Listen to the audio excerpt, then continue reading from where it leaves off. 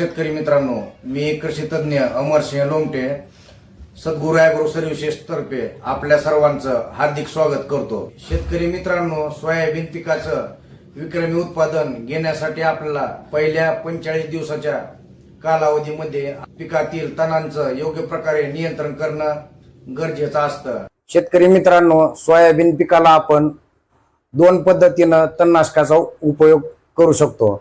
तर पहिली पद्धत आहे पेरणीनंतर लगेच तणनाशक मारणं आणि दुसरी पद्धत आहे 16 ते 25व्या दिवशी तणनाशकाचा वापर करणं। तर पेरणीनंतर आपण लगेच 48 तासाच्या आत डव कंपनीचं स्ट्रॉंग आर्म किंवा टाटा कंपनीचं मार्क किंवा सुमी मॅक्स या तणनाशकाचा वापर करू शकता। हे तणनाशक आपण वापरायचं आहे।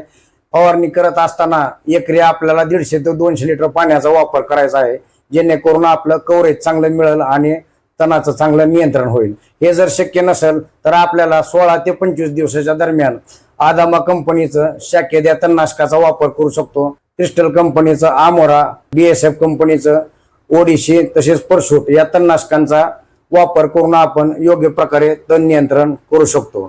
तसेच बाजारामध्ये उपलब्ध असणाऱ्या इतर तणनाशकाचा वापर करून तणांचं योग्य प्रकारे नियंत्रण करू शकता।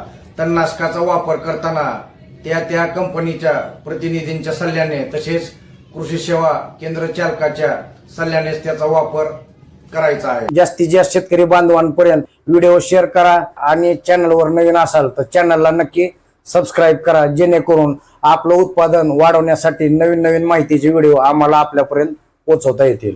धन्यवाद।